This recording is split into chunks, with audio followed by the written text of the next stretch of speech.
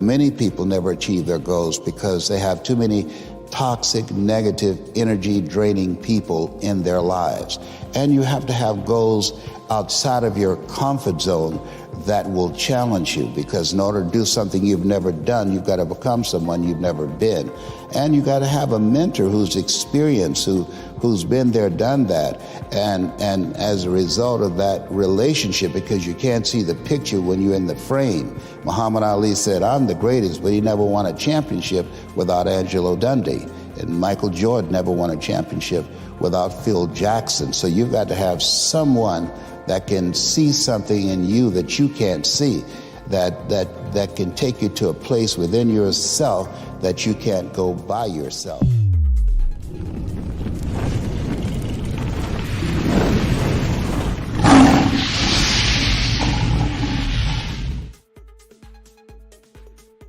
Dr. Norman Cousins, he wrote a book called The Biology of Hope. And he talked about the fact that when something happens to you, you don't deny it, you defy it. And I was defiant that I'm going to beat this, I'm going to handle this. That there are people who many times when something happens to them, that they embrace it from a place of fear and it takes them out. And L.C. Robinson said, things may happen to you and things may happen around you, but the most important things are the things that happen in you. And you have to stand up inside yourself and deal with it and handle it. The easiest thing I've done was to get out from under the labels and to live the life that I live. The most difficult thing I've ever done was to believe that I can do it. You live in a dominant culture that is designed to destroy your sense of self and your belief in yourself, and you have to learn ways in which you can begin to connect with this power that you have within yourself to handle where you are.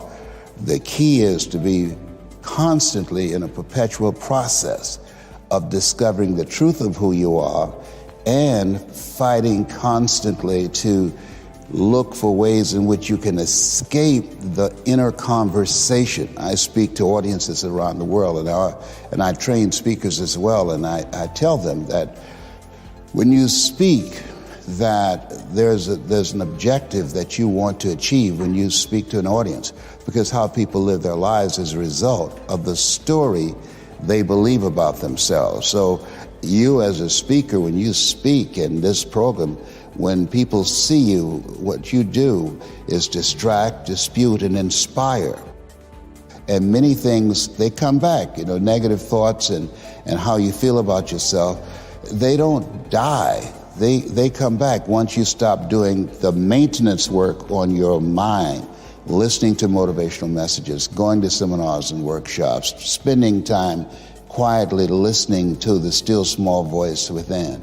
Who am I really? Is this really me? Am I giving my best? Am I just reflecting what's around me? Because all of these various things affect how we show up in life. And so having a strategy to continuously find ourselves reaching higher. You weren't going in that direction, but you unconsciously did it because you've done it so many times that many people, because they're not making a conscious, deliberate, determined effort to think outside of what life has thrown at them, they end up doing the same thing over and over and over again. Einstein said that thinking that has brought me this far has created some problems that this thinking can't solve. And so through relationships, through reading, through studies, through goals and dreams beyond your comfort zone, it allows you to begin to live out of your imagination as opposed to out of your history. Disney said, the imagination is a preview of what's to come. And so as a kid, I dreamed a lot.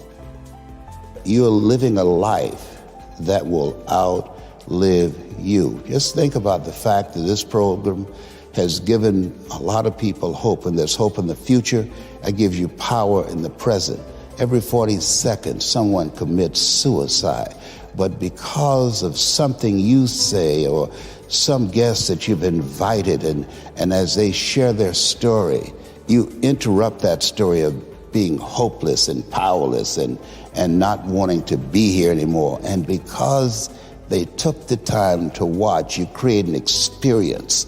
Oliver Wendell Holmes said that once a man or woman's mind has been expanded with an idea, concept, or experience, it can never be satisfied to going back to where it was. And so at the end of the program, at the end of one of your presentations, there are people who, because of you, their lives will be transformed, and they will become a pencil, as Mother Teresa would say, in the hand of God, and start writing a new chapter with their lives.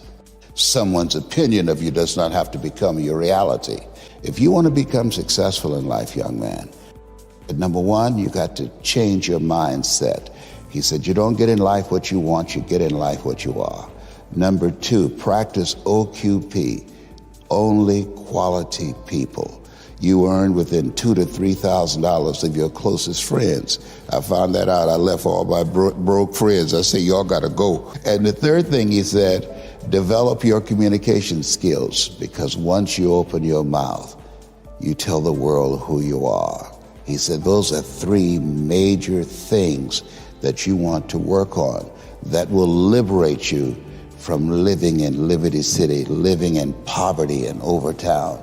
It will help to escape out of where you are right now, because I see you watching me and I know you want more. I can see the hunger in your eyes.